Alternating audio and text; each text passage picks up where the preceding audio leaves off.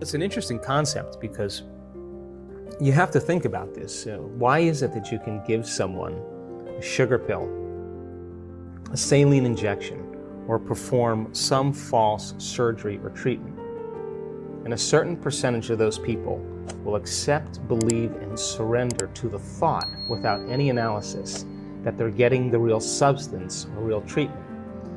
And they begin to program their autonomic nervous system to make their own pharmacy of chemicals that matches the exact same chemical or treatment that they think they're getting. Now, it says a few things. Number one, it's not the external substance that's doing the healing because it's inert. There's some type of innate capacity for the body to heal, and there's some correlation between the mind and the body. So that pill represents possibility for the person. And so if you think about this, when they see the pill, they're conditioned into thinking that that pill can do something good for them. So in a depression study, for example, 3 out of 4 people that are taking a placebo in a depression study get better. Now that's 75%. Which means that when that person sees the pill represents hope, possibility for them. They begin to select a new idea, a new thought, that they could be better, possibility. It's called a clear intention. Some people will begin to become inspired, enthusiastic, excited, and when you combine that clear intention with an elevated emotion, you are changing a person's biology from living in the past to living in the future. And they begin to make their own pharmacy of antidepressants that begins to help them. Now, it's not a one-shot deal, because in those studies, for example, the person who's taking the placebo has to take that pill for 6 weeks or 8 weeks. So every day, then, they're reminding themselves of a new future reality. And that pill represents a symbol. It represents a symbol of hope, a symbol of possibility. And instead of them relating to themselves in a limited way, that they have to resign to the idea that they can't think greater than how they feel, in the depression study, or feelings have become the means of thinking, they're actually changing their physiology by thought alone.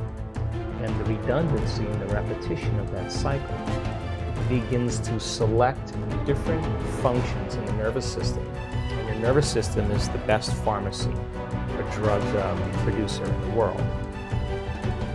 And begins to select new genes and instruct new genes to cause a person's biology to begin to change. And if you keep knocking on the genetic door, there's a good possibility that you can program a gene or upregulate a gene to do something well and downregulate a gene to turn off.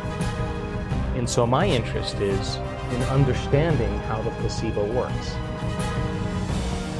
How does it work? Once you understand how it works, will you be able to teach it? Because do you need a sugar pill in order to move into a new state of being? Or can you teach a person to select an unknown instead of a known, and continuously select that unknown and emotionally embrace that future before the event occurs, so much so that the body, as the unconscious mind, begins to believe it's living in that future reality in the present moment.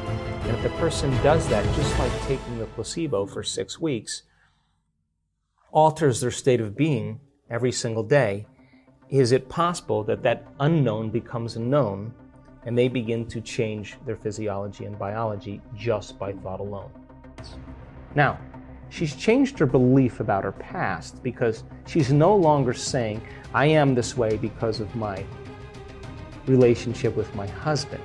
See, because when you say, I am this way because I had an abusive father, I am this way because I had a difficult marriage, I am this way because I got fired from my job, what you're saying is, I haven't changed since that event emotionally. And so now you're viewing your future through the lens of the past. When you overcome that emotional state, a memory without the emotional charge is called wisdom. Now you're ready to create a new future, because if you're still attached to the emotion, you're still attached to the past, and you can't create a future. So all of a sudden now the person has a transformation. She has a shift. She knows that she's liberated from that anxiety. She feels it. And as a result of it, in a matter of moments, Ben, her biology reorganizes to a new mind. And now I'm watching her eat pizza, I'm watching her eat a hamburger, she's laughing, and it's sustained. But that's not the end. Because if she's healed herself, then the next question is, I understand the physics and biology of what I've done. Is it possible if I heal myself, that I can heal others? People are really believing that their astrological sign determines their destiny, then they will look for, based on their perception, the correlations that are equal to their belief system. I don't particularly believe that because I'm born at a certain time under a certain house that has anything to do with me creating the life that I want to have, right? So many people will though, and because they do, they'll select like, oh, I saw 11:11 on the clock. Well, you've seen 2:36 on the clock and 4:18 on the clock, but you're looking for 11:11. Well, then that's your reality because that's where your attention is, right? So I don't subscribe to that, but I respect that because that person is going to keep that belief until it no longer serves them. And they're either going to evolve their belief or they're not. And if they don't, so be it. But if they do, they're going to realize sooner or later it's not working for them. I have certain beliefs right now that I honestly am questioning that I still think are limited beliefs.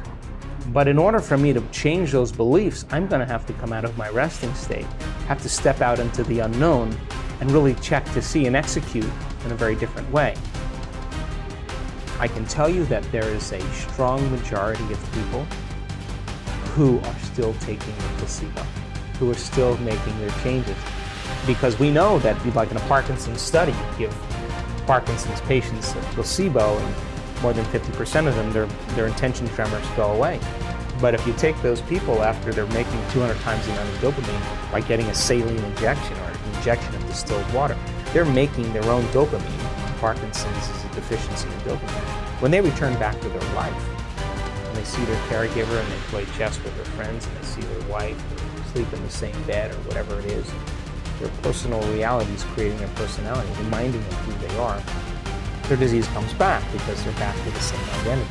And that's how strong the environment is. So our students who continue to do the work are still sustaining and producing more changes.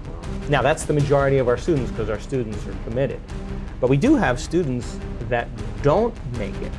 Why? Because we're doing something that is unknown. We're doing something. Not everybody is going to make that. Like not everybody's going to finish the mile. Not everybody's going to make the journey to the top of the mountain. It's a journey. And so we ask people then, the ones that have had chronic diseases or conditions, the majority of them, by the way, are still doing exceptionally well. Some of them have had a disease return. And what we have them do is measure. Every 3 months or 6 months, you measure. Why? Because this is not about denial. This is about knowing. So with the people who have had some conditions return, we ask them to measure, and then we ask them to go at it again. And if their values aren't changing, we ask them to intervene with other medical means or whatever they need to improve. So the ones that have had the healings, though, the majority of them are still doing exceptionally well. Some of them that stop taking the placebo, they lose their job, they lose their mother, they lose their life, and they get stressed, and they go back to their own self. Well, it's a matter of time when we'll start seeing some of those conditions return.